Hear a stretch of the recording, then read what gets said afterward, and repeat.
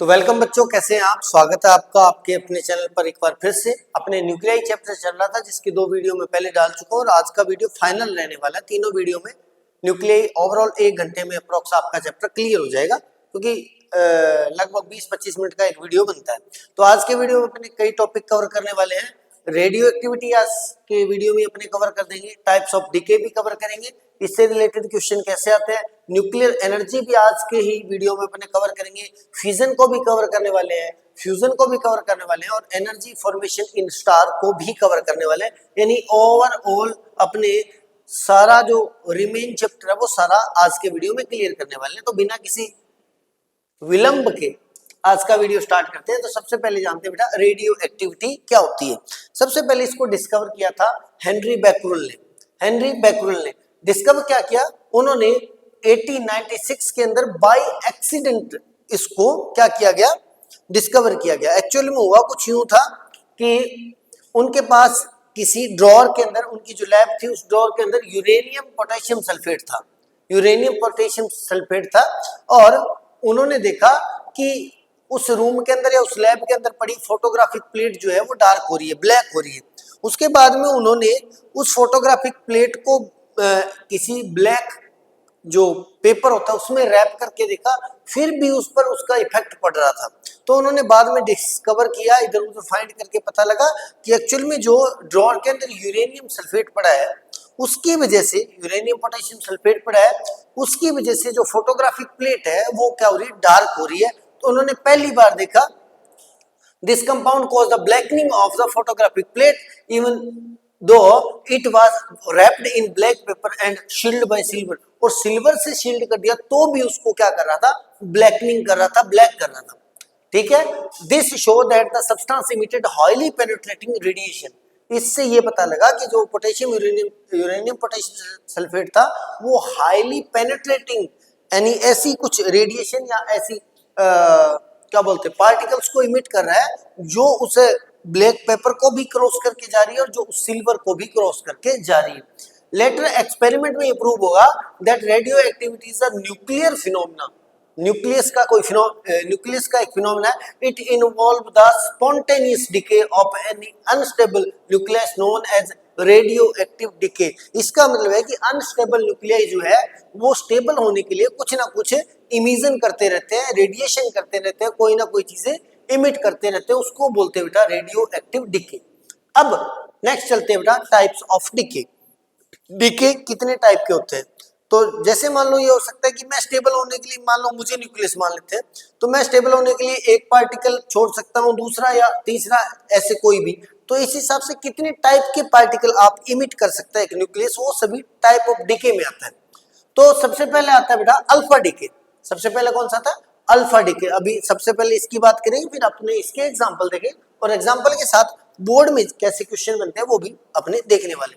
तो सबसे पहली बात है अल्फा डिके। अल्फा डिके क्या होता है, अल्फा डिके के अंदर क्या होता है, न्यूक्लियस जो होता है वो स्टेबल होने के लिए हीलियम पार्टिकल को इमिट करता है। यहाँ पे 24 नहीं है, ये 2He4 है, 2He4।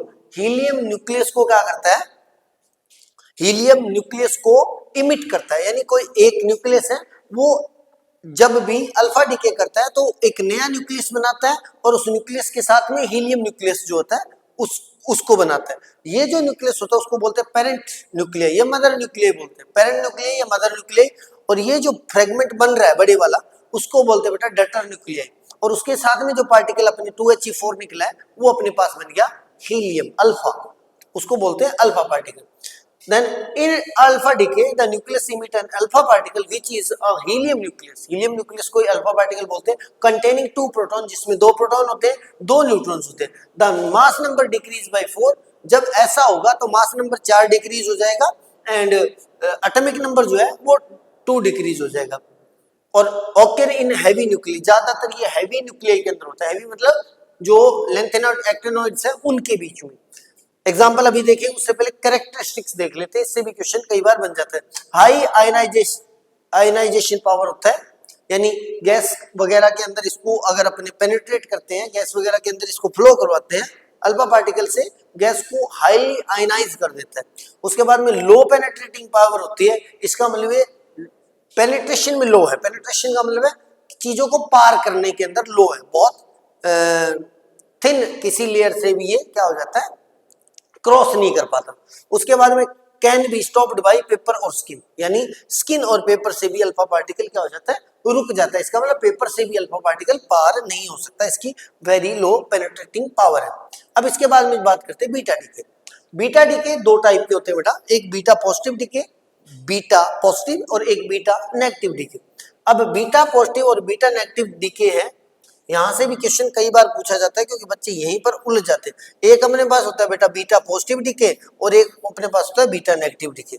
अब बीटा पॉजिटिव के अंदर तो इलेक्ट्रॉन इमिट करता है, पॉजिट्रॉन इमिट करता है, और बीटा नेगेटिव के अंदर इलेक्ट्रॉन इमिट करता है, नेगेटिव।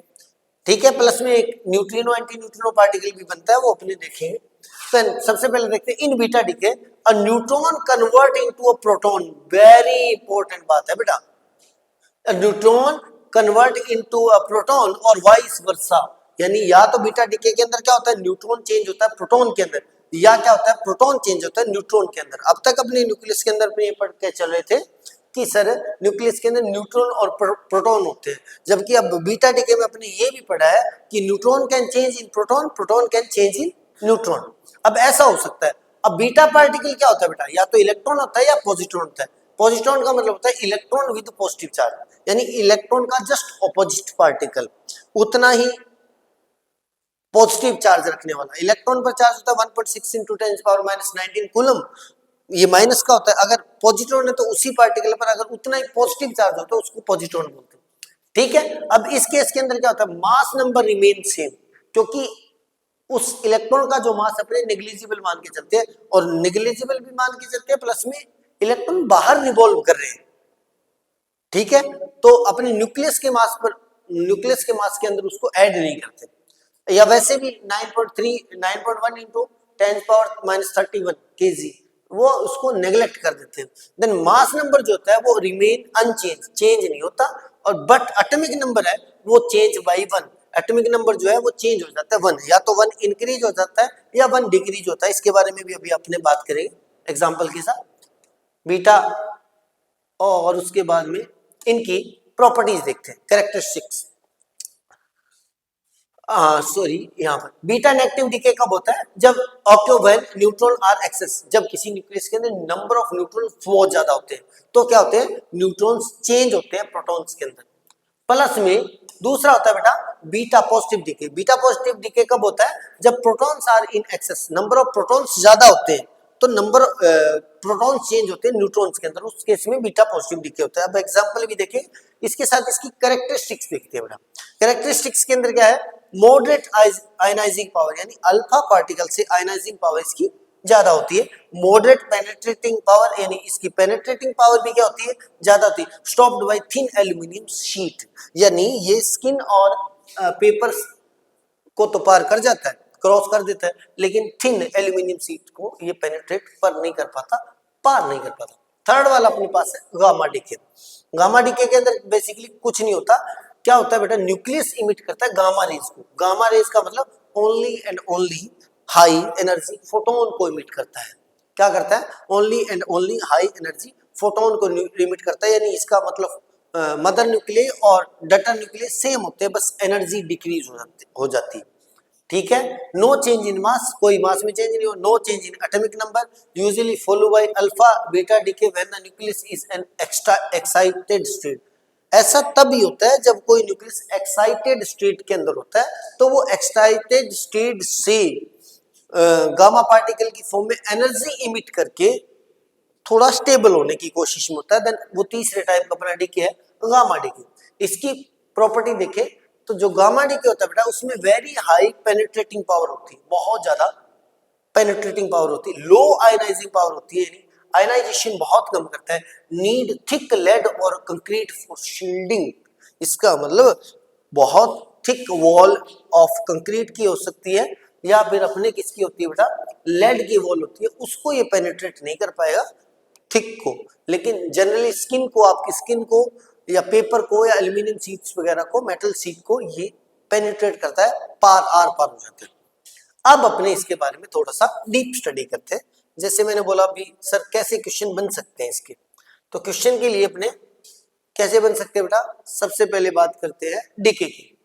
डीके में क्वेश्चन डीके आएगा एक टाइप से, एक रेडिएशन आ गया, एक उनकी जेनरिक इक्वेशन आ गई। और सबसे पहले मैंने आपको बता ही दिया कि जो एक न्यूक्लियस होता है वो मदर न्यूक्लियस होता है, उससे चेंज होता है डटर न्यूक्लियस के अंदर, प्लस में क्या बनता है बेटा, कोई भी पार्टिकल इमिट होता है, पी लिख देता हूं, पार्टिकल इमिट होता है।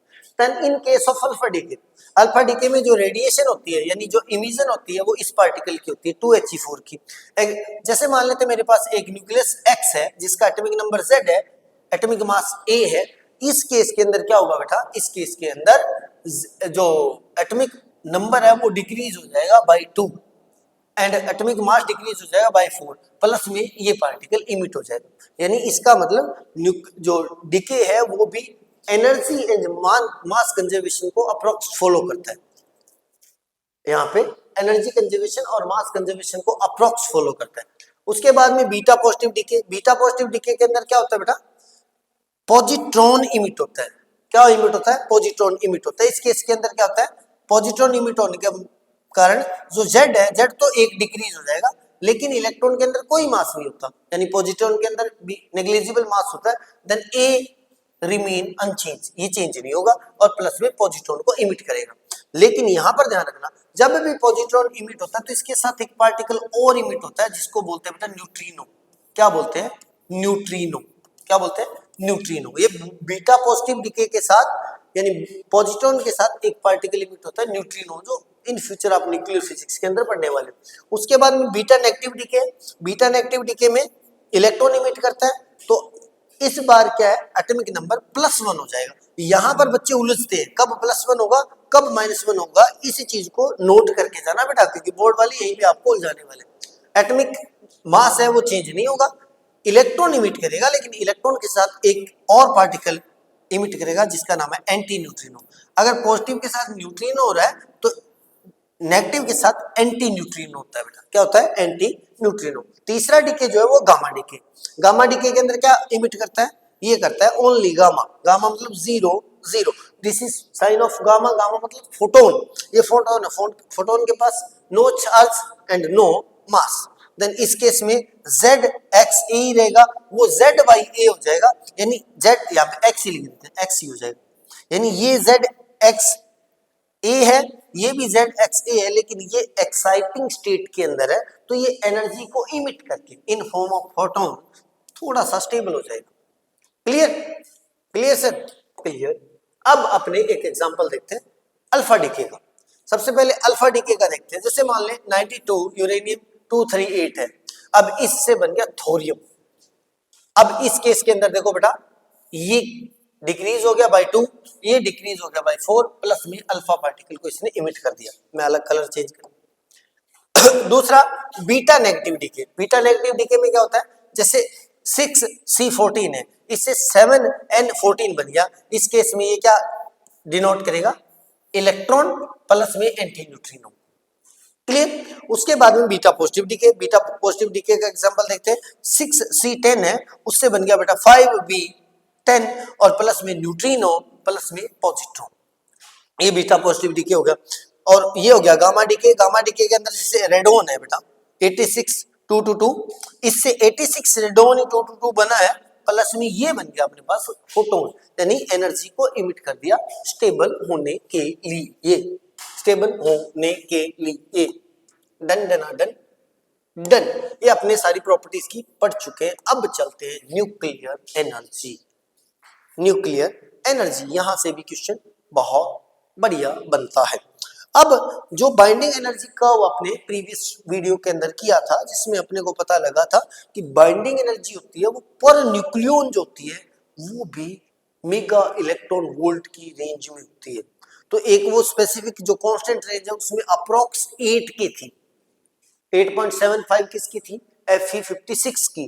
तो अप्रोक्स उतनी ही मान के चले, तो जो between atomic mass number 30 and 170 के लिए था, उसकी एवरेज वैल्यू अप्रोक्स 8 MeV है। 8 MeV का मतलब 8 मेगा इलेक्ट्रॉन वोल्ट, बहुत ज्यादा एनर्जी। लाइटर न्यूक्लियाई जो होते हैं वो और हैवियर न्यूक्लियाई होते हैं बेटा, इनकी जो लोअर बाइंडिंग एनर्जी होती है इनकी बाइंडिंग एनर्जी क्या होती है, लोअर, और इन दोनों के बीच वाले की क्या होती है, हायर होती है। इसका मैंने प्रीवियस वीडियो में बताया था कि लोअर बाइंडिंग एनर्जी वाले हायर बाइंडिंग एनर्जी गेन करने के लिए वो या तो क्या करते हैं, लाइटर न्यूक्लियाई फ्यूज करके आपस में कंबाइन होकर एक मीडियम न्यूक्लियाई बनाते हैं, या फिर एक बिग न्यूक्लियाई या हैवियर न्यूक्लियाई फिजन करके यानी टूटकर फ्रेगमेंट से में टूटकर टू मीडियम न्यूक्लियाई बनाता है। क्लियर। अब पहला प्रोसेस होता है फिजन। फिजन क्या होता है बेटा, a heavy nucleus split into two और मोर मीडियम मास न्यूक्लियाई रिलीजिंग एनर्जी। किस लिए, स्टेबिलिटी के लिए। स्टेबिलिटी के लिए क्या करता है बेटा, ये एक हैवियर न्यूक्लियाई, हैवियर मतलब जिनका एटॉमिक मास ग्रेटर देन 170 है, वो क्या करेंगे, फ्रेगमेंट्स में ब्रेक होकर मीडियम न्यूक्लियाई, ऐसे मास के न्यूक्लियाई बनाएंगे जिनका मास जो है वो 30 और 170 के बीच में आ जाएगा। जब 30 और 170 के बीच में आ जाएगा तो उनकी जो बाइंडिंग एनर्जी पर न्यूक्लियन है वो भी इंक्रीज हो जाएगी, जिसकी वजह से वो स्टेबल हो जाएगी। दूसरा होता है फ्यूजन। फ्यूजन में इसका ऑपोजिट होगा, जस्ट लाइटर न्यूक्लियाई क्या करेंगे, कंबाइन होकर फ्यूज होकर एक बिग न्यूक्लियाई बनाएंगे, जिससे इसका एटॉमिक मास जो होगा वो आ जाएगा 30 और 170 के बीच में, जिससे स्टेबल हो जाएगा। Clear. Chemical reaction like burning of कोयल। अब एग्जांपल देखने वाली बात है, दोनों ही केस के अंदर रिलीजिंग ऑफ एनर्जी होती है, यानी फ्यूजन में भी और फ्यूजन के अंदर भी एनर्जी रिलीज होती है। लेकिन जब अपने बात करते हैं कि binding energy mega electron volt per nucleon के अंदर है, इसका मतलब इसमें रिलीज एनर्जी जो है वो much larger than of order MeV, मतलब बहुत ज्यादा मेगा इलेक्ट्रॉन, काफी इलेक्ट्रॉन मेगा इलेक्ट्रॉन वोल्ट होती है। तो as compare to normal energy की जब अपने बात करते हैं उसके कंपेयर में बहुत ज्यादा होती है। एक छोटा सा एग्जांपल देखते हैं, जैसे सेम मास ऑफ फ्यूल देखते हैं, न्यूक्लियर एनर्जी और अपने नॉर्मल एनर्जी की बात करते हैं। जैसे 1 kg यूरेनियम जो होता है उसका अगर फ्यूजन हो जाए तो 10 पावर 14 जूल एनर्जी को इमिट करेगा, और जबकि 1 kg कोल को बर्न करते तो 10 पावर 7 ओनली, यानी उतना ही सेम मास का मटेरियल अगर अपने यूरेनियम लिया है, उतना ही सेम मास का मटेरियल अपने क्या लिया बेटा, 1 kg कोल लिया है, तो दोनों केस में देख लो ये अप्रोक्स 10 पावर 7 टाइम्स ज्यादा है। क्लियर। क्लियर। अब बात करते हैं फ्यूजन की। फ्यूजन मैंने बोला, फ्यूजन क्या, हैवियर न्यूक्लियाई का ब्रेक होकर ऐसे मास, ऐसे मीडियम 2 और मोर न्यूक्लियाई के अंदर चेंज हो जाना जिनका एटॉमिक मास बिटवीन 30 एंड 170 है, जिससे उसकी binding energy per nucleon increase हो, जिसकी वजह से वो स्टेबल हो जाए, बस इतना सा काम। तो फ्यूजन देखते हैं बेटा, nuclear reaction can be studied by bombarding nuclei with particle like neutron, proton and alpha particle. Nuclear reactions को स्टडी करने के लिए उस न्यूक्लियस को बॉम्बार्ड करवाया जाता है, किससे बेटा, या तो न्यूट्रॉन से या अल्फा पार्टिकल से या प्रोटॉन से किया जाता है। In one of the most important reaction is neutron induced nuclear fusion. सबसे मोस्ट है जब आप किसी न्यूक्लियस पर न्यूट्रॉन को इंसिडेंट करवाते हो, न्यूट्रॉन की बॉम्बार्ड करवाते हो। न्यूट्रॉन किस लिए, क्योंकि न्यूट्रॉन न्यूट्रल है, न्यूट्रल है तो वो जो भी न्यूक्लियस है वो पॉजिटिव चार्ज है उसके साथ कोलाइड कर पाएगा। अगर उसकी जगह नेगेटिव अपने पार्टिकल ले न्यूट्रॉन की जगह, तो उसको तो न्यूक्लियस कैप्चर कर लेगा। पॉजिटिव पार्टिकल लेते हैं जैसे अल्फा पार्टिकल या प्रोटॉन लेते हैं, तो वो क्या करता है, वो विदाउट कोलिजन के रिपेल बैक हो जाएगा। तो सबसे फेमस जो है अपने न्यूट्रॉन को यूज करें, क्योंकि न्यूट्रॉन न्यूट्रल है, न्यूट्रल है तो उसके ऊपर पॉजिटिव चार्ज का कोई इफेक्ट नहीं पड़ता, जिसकी वजह से वो कोलाइड करेगा। ये ठीक वैसा ही है जैसे मान लो किसी गाड़ी का किसी बड़ी गाड़ी के अंदर टकराना। ठीक, उसके बाद में इन फ्यूजन हैवी न्यूक्लियस, जैसे या ये मिसप्रिंट है, यूरेनियम 235 है बेटा, 92 यूरेनियम 235 है, absorb a neutron, 92 uranium 235 absorb a neutron, पहले अब्सॉर्ब करता है फिर इंटरमीडिएट मास का न्यूक्लियस बनाता है, उसके बाद में releasing more neutron and energy, फिर फ्रेगमेंट्स बनाता है प्लस में बहुत सारी एनर्जी और कई न्यूट्रॉन्स को रिलीज करता है। अभी अपने विद एग्जांपल देखते हैं। अब इसमें ऐसा हो सकता है कि कोई यूरेनियम जो है फ्रेगमेंट्स के अंदर यानी डटर न्यूक्लियस बनाएगा, कौन से बनाएगा ये हमें नहीं पता, ये अपने आप मतलब इसको बोल सकते हैं ये नेचुरल प्रोसेस है। कौन कौन से बनेगा, वही यूरेनियम 92 है बेरियम प्लस क्रिप्टॉन बना सकता है, प्लस में न्यूट्रॉन बना सकता है। वही यूरेनियम 92 है वो एंटीमनी प्लस नायोबियम बना सकता है, प्लस न्यूट्रॉन बना सकता है। वही जो यूरेनियम है वो xenon plus strontium plus neutron बना सकता है। यानी कब किन फ्रेगमेंट्स के अंदर वो स्प्लिट होगा फ्रेगमेंट्स के अंदर वो फ्यूजन करेगा, हम बता नहीं सकते। This is spontaneous, this is a natural process. चलो कोई बात नहीं, नहीं बता सकते क्या करेंगे, नहीं बता सकते तो एग्जाम्पल देखेंगे, एग्जाम्पल देखते तो एग्जाम्पल देख लो बेटा। This is example of fusion का। भैया गड़बड़ कर दी क्या? नहीं सर, ये रहा fusion, this is example of fusion. Fusion में क्या होता है बेटा, मैंने इंसिडेंट करवाया न्यूट्रॉन, किसके ऊपर? यूरेनियम 92। अब ये सबसे पहले कंबाइन हो जाएगा, ये न्यूट्रॉन इस न्यूक्लियस के साथ कंबाइन होकर एक इंटरमीडिएट न्यूक्लियाई बनाएगा, जो बन जाएगा 92 यूरेनियम 236। अब ये 235 था, 1 इसके अंदर ऐड हो गया 236।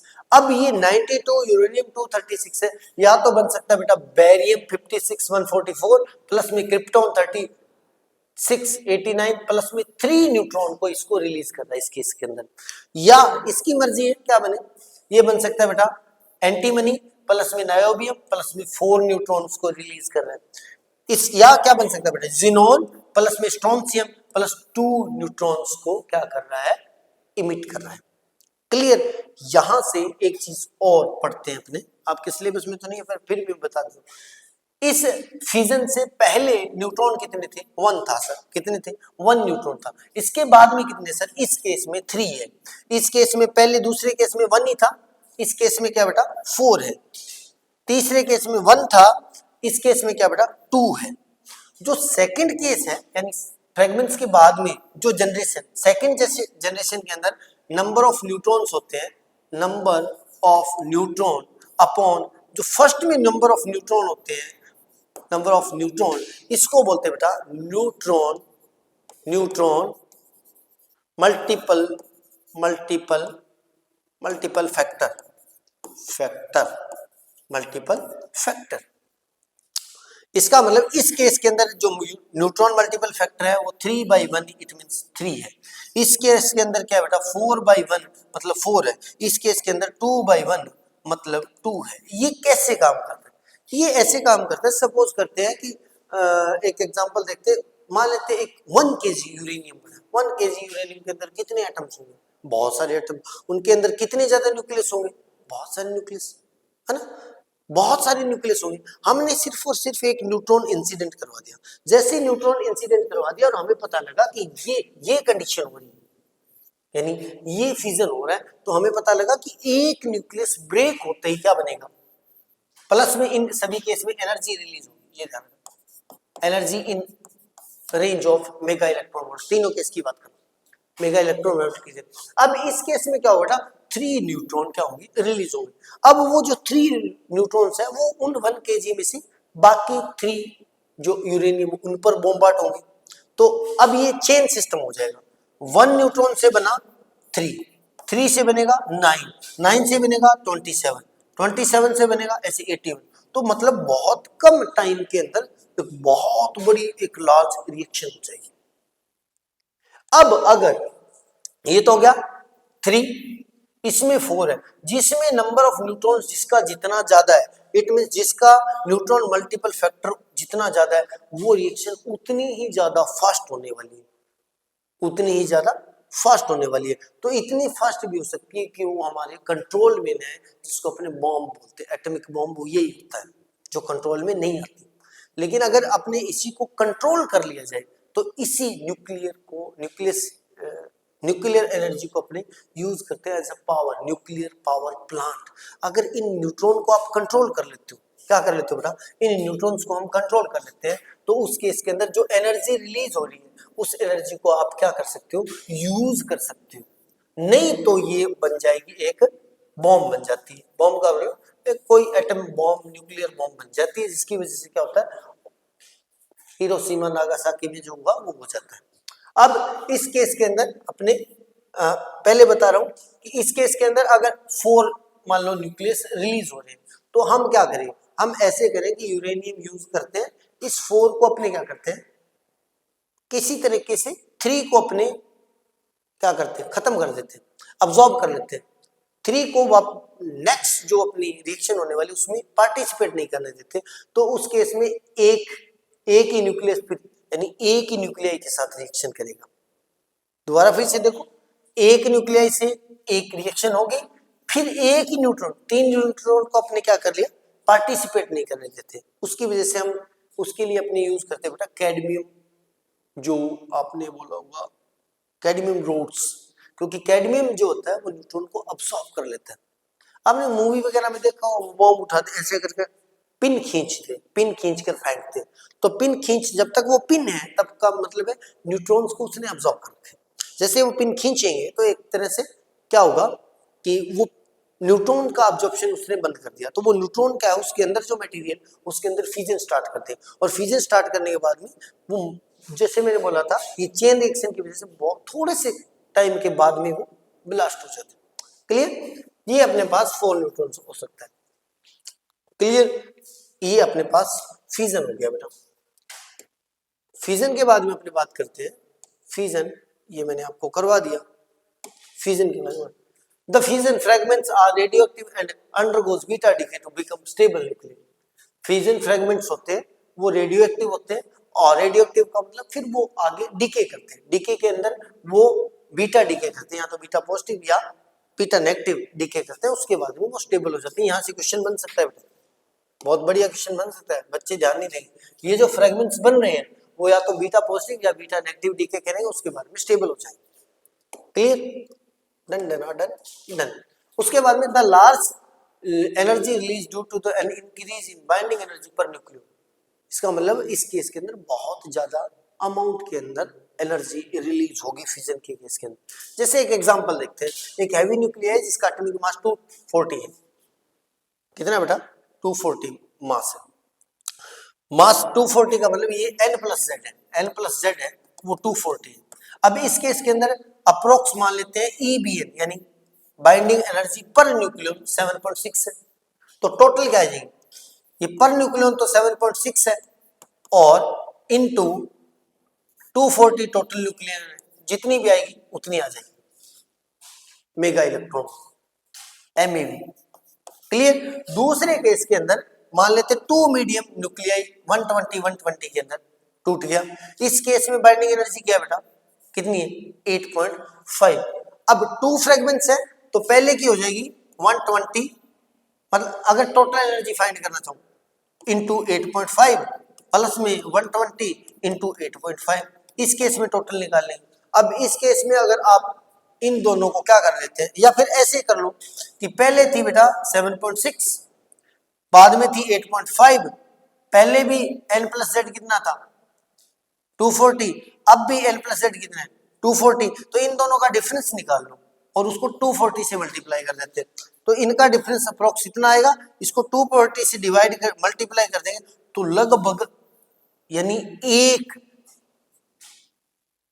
240 वाले न्यूक्लियाई मास 240 मास वाले न्यूक्लियाई के 2 फ्रेगमेंट्स ऑफ मास 120 में डिवाइड होने पर, स्प्लिट होने पर 216 mega electron volt energy release होगी।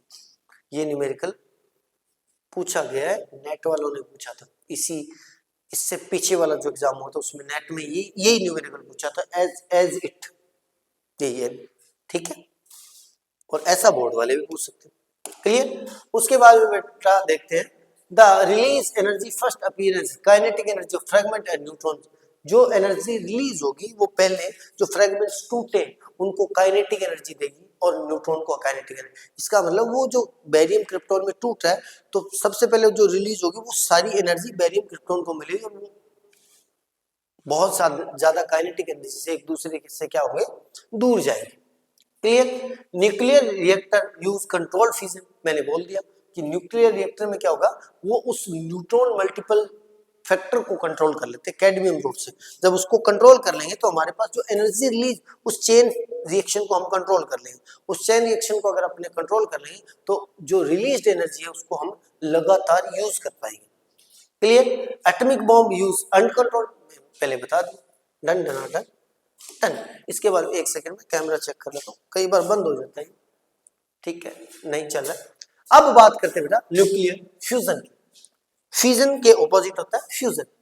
फ्यूजन में क्या होगा, लाइटर न्यूक्लियर कंबाइन होंगे और इसी की वजह से एनर्जी फॉर्मेशन इन स्टार्स होता है। स्टार या सन के अंदर एनर्जी का जो रीजन है जो वजह है।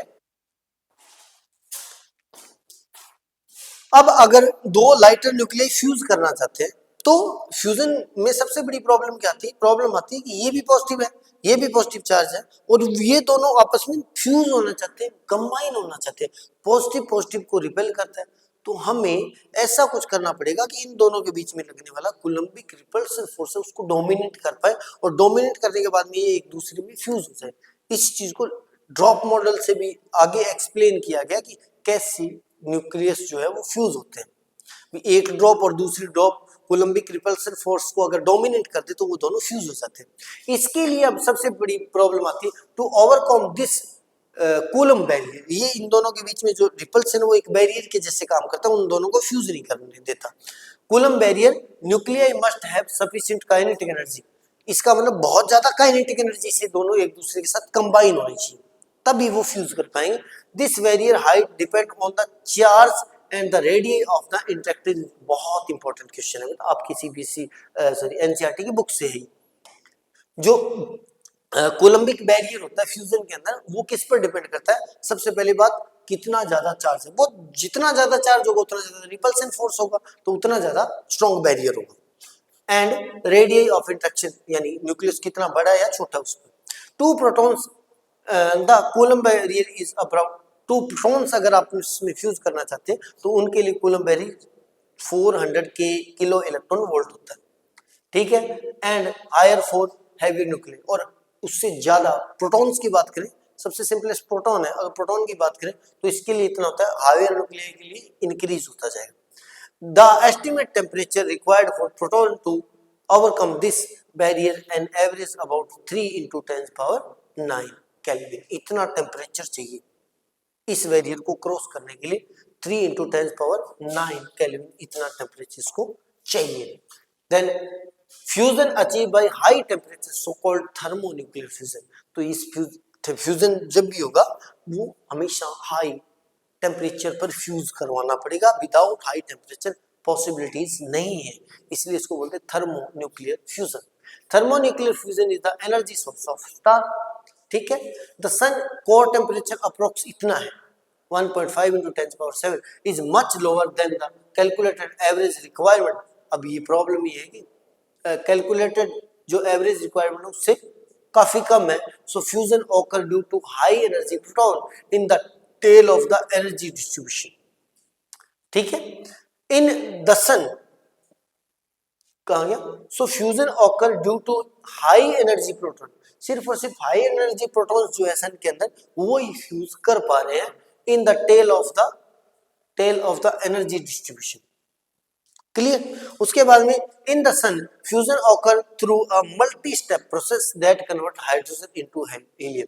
यानी सन के अंदर जो एनर्जी फॉर्मेशन होता है, फ्यूजन होता है, कई स्टेप का एक प्रोसेस है जिससे वहां पर एनर्जी रिलीज होती है। और बेसिकली इस प्रोसेस के अंदर स्टार्टिंग के अंदर हाइड्रोजन कंबाइन होते हैं, फ्यूज होते हैं, और फाइनल जो फ्रेगमेंट बनता है, रिजल्टेंट जो आता है, उनके पास हीलियम आता है। This process is known as the proton proton cycle. इस प्रोसेस को प्रोटॉन प्रोटॉन साइकिल बोलते हैं। क्या बोलते हैं? Proton proton cycle. सबसे पहले इसको थोड़ा इन वर्ड में देखते हैं, फिर अपने देखते हैं उसको बाय इक्वेशन कैसे। प्रोटॉन प्रोटॉन साइकिल में क्या होता है? चेन होती है बेटा, इसमें ये स्टेप होता है। पहले में क्या होता है? टू प्रोटॉन फ्यूज होते हैं, ड्यूटेरियम बनाते हैं, प्लस में पॉजिट्रॉन इमिट करते हैं, प्लस में न्यूट्रिनो इमिट करते हैं और इतनी एनर्जी रिलीज करते हैं 0.42 mega electron volt. Second step में क्या होता है बेटा? टू पॉजिट्रॉन जो होता है वो इलेक्ट्रॉन के साथ, सॉरी टू नहीं, वन पॉजिट्रॉन वन इलेक्ट्रॉन के साथ एनहिलेट करता है, कंबाइन होता है और गामा रेज बना देता है। एनहिलेट का मतलब होता है दोनों एक दूसरे के अंदर फ्यूज होकर खत्म हो जाते हैं, और गामा रेज यानी फोटोन बना देता है, प्लस में 1.02 MeV एनर्जी रिलीज करता है। तीसरे स्टेप के अंदर ड्यूटेरियम जो बनाता है, यहाँ से 1s2 है, वो रिएक्ट करता है प्रोटॉन के साथ, फिर हीलियम 3 बनाता है, 2He3 बनाता है, प्लस में रिलीज करता है इतनी एनर्जी। नेक्स्ट वाले में क्या होता है? ये जो 2He3 है, इधर वाली रिएक्शन, उसके पैरेलल में एक और चेन रिएक्शन चली, उसमें भी 2He3 बनता है। 2He3 और 2He3 आपस में कंबाइन होके ये 2He4 बनाते हैं, प्लस में इतनी सारी एनर्जी रिलीज करते हैं। क्लियर? अब नेट रिजल्ट अपने को क्या मिलता है? नेट रिजल्ट अपने को मिलता है कि 4 हाइड्रोजन एटम कंबाइन होते हैं एक 1 हीलियम 4 यानी 2He4 बनाते हैं, प्लस में इतनी एनर्जी रिलीज करते हैं। अब अपने इसको देखते हैं बेटा बाई इक्वेशन देखते हैं, कहां गया, डंडना डंडन डंडना डंडन दिस। अब पहला प्रोसेस क्या होगा बेटा, पहला प्रोसेस होता है सर 1H, कहां गया, प्रोटॉन प्लस प्रोटॉन बन गया ड्यूटेरियम, प्लस में पॉजिट्रॉन प्लस में न्यूट्रिनो प्लस में दिस एनर्जी। सेकेंड स्टेप के अंदर ये पॉजिट्रॉन इनहिलेट करता है इलेक्ट्रॉन के साथ, प्लस में बनाता है 2 फोटॉन्स प्लस में इतनी एनर्जी। तीसरे स्टेप में बनता है ये वाला जो ड्यूटेरियम है वो कंबाइन होता है बेटा फिर न्यू प्रोटॉन के साथ, बनाता है 2He3 प्लस में गामा प्लस में 5.49 मेगा इलेक्ट्रॉन वोल्ट एनर्जी। अब वहां पर ये तो है नहीं सन या स्टार्स के बीच में भी एक ही हाइड्रोजन है, बहुत सारे हाइड्रोजन है, बहुत सारी हीलियम, तो बहुत सारी रिएक्शंस पैरेलल में चल रही हैं। तो इधर एक पैरेलल में रिएक्शन चल रही है जिससे 2He3 बना, इधर भी एक पैरेलल में रिएक्शन चल रही है जिससे 2He3 बना, तो इन दोनों स्टेप के बाद में ये 2He3 और ये वाले 2He3 आपस में कंबाइन हो जाएंगे। समझ में आया? यानी जो फोर्थ स्टेप है उसके लिए जो ये ऑल 3 स्टेप है वो 2 बार होने जरूरी है, इसके पैरेलल में इधर होने और जरूरी है। जब इसके पैरेलल में और होंगे ये वाला स्टेप, तीनों स्टेप, तो इधर भी 2He3 आएगा, इधर से भी 2He3 आएगा, तो अब ये वाला 2He3 और वो उधर वाला 2He3 आपस में कंबाइन करेंगे जिससे 2He4 बनेगा, प्लस में 1H1 बन जाएगा, 1H1 बन जाएगा यानी 2 प्रोटॉन बन जाएगा, और प्लस में ये इतनी एनर्जी रिलीज हो जाएगी। अब अगर अपने इसी रिएक्शन को, ये वाली जो अपनी रिएक्शन हो रही है, इसको कंबाइन फॉर्म में लिखना चाहें तो बेसिकली हमने किया क्या, देखो बेटा हमने 2 प्रोटॉन्स यूज किए प्लस में 1 इलेक्ट्रॉन यूज किया, तो इधर पैरेलल वाली से भी क्या करेंगे 2 प्रोटॉन्स यूज करेंगे और 1 इलेक्ट्रॉन यूज करेंगे, और कुल मिला के अपने पास इतने फोटॉन्स बनेंगे, न्यूट्रिनो एंटी न्यूट्रिनो बनेंगे। और लेकिन अपनी बेसिकली यहां पर बात करते हैं कि हमारे पास 2 प्रोटॉन और 2 प्रोटॉन, ये हो गया 4 प्रोटॉन्स, प्लस में 1 इलेक्ट्रॉन यहां से 1 इलेक्ट्रॉन उधर से, तो 2 इलेक्ट्रॉन्स। ओवरऑल अपनी इतनी चीजें कंबाइन हो रही है, और उसके बाद में अपने पास बन रहा है 2He4, और दोनों स्टेप के बाद में देखना बेटा एक ही 2He4 बन रहा है, हीलियम बन गया। हीलियम बनने के बाद में प्लस में 2 न्यूट्रिनो बन रहा है, कहां पे ऐसा, एक तो न्यूट्रिनो ये रहा, एक पैरेलल वाली से बनेगा 2 न्यूट्रिनो बन रहा है, प्लस में 6 गामा बन रहा है, 6 गामा मतलब 2 गामा ये रहा, 1 गामा ये, 3 पैरेलल वाली से बन जाएंगे, 6 गामा बन रहा है, और प्लस में 26.7 MeV इतनी एनर्जी को रिलीज करेगा। देन ये एनर्जी फॉर्मेशन स्टार्ट था। उसके बाद में कुछ बचा है क्या, बचा हुआ थोड़ी सी थ्योरी है। Done. This fusion process is the main energy source of sun. Clear? As hydrogen in the sun is core is converted into helium, hydrogen gradually get depleted. इसका मतलब हाइड्रोजन हीलियम में चेंज हो रही है, तो hydrogen deplete हो रही है, वहां से खत्म हो रही है, कम हो रही है। When hydrogen burning slow, hydrogen की बर्निंग स्लो हो जाएगी, the core contract under gravity, उस केस के अंदर जो सन है वो ग्रेविटी की वजह से क्या होगा, कॉन्ट्रैक्ट करेगा, इंक्रीजिंग इट्स टेम्परेचर, जिससे इसका टेम्परेचर इंक्रीज होगा। At temperature around 10⁸ kelvin helium fusion begin produce carbon, और इस टेम्परेचर पर आके हीलियम वापस फ्यूज करने लगे, और हीलियम फ्यूज करेंगे तो कार्बन बनाएंगे, ठीक है, और कार्बन फिर आगे कार्बन से नाइट्रोजन में ये फ्यूजन चलता रहता है, जिसको कार्बन नाइट्रोजन साइकिल बोलते हैं। Through fusion star can form elements with increasing mass number. इसका मतलब हाइड्रोजन से प्रोटॉन से हीलियम बनेगी, हीलियम से कार्बन बनेगी, कार्बन से आगे so further. Done. Element heavier than those near to peak of the binding energy curve cannot be formed by fusion. इसका मतलब बाइंडिंग एनर्जी कर्व जब तक स्टेबल नहीं होते, जब तक 30 और 170 के बीच में आते, तब तक ये फ्यूजन बनता रहेगा, फ्यूजन होता रहेगा। द एज ऑफ सन, अब अपने इस हिसाब से कैलकुलेट करके सन की एज 5 × 10⁹ ईयर मान के चल रहे, ठीक है। The sun has enough hydrogen fuel to shine 5 billion year. Sun के पास इतनी हाइड्रोजन है कि 5 बिलियन ईयर्स के लिए वो शाइन कर सकता है, एनर्जी दे सकता है। आफ्टर हाइड्रोजन बर्निंग, इसके बाद में जब हाइड्रोजन सारा बर्न हो जाएगा, stops, the sun will cool and contract. जब हाइड्रोजन सारा बर्न होके क्या हो जाएगा बेटा, खत्म हो जाएगा। उस केस के अंदर सन जो है वो क्या करेगा, कॉन्ट्रैक्ट करेगा, ठंडा हो जाएगा, while it's outer more layer expand, और जिसकी वजह से क्या होगा, इसकी जो, जबकि इसकी जो आउटर लेयर वो एक्सपेंड करेगी, the sun will be then become a red giant. उस केस के अंदर क्या होगा, सन जो है वो लाल दाना बन जाएगा, यानी देखने में ऐसे लगेगा कि लाल जैसे कोई ऐसा एक प्लेनेट है जो रेड है, देन उसको बोलेंगे रेड जियांट। देन ये था आज का वीडियो। उम्मीद करता हूँ आपको वीडियो पसंद आया होगा। वीडियो पसंद है तो कमेंट के जरिए हमें जरूर बताया करें कि वीडियो कैसा लगा। मिलते हैं नए वीडियो में, तब तक के लिए good bye, take care, see you and keep studying.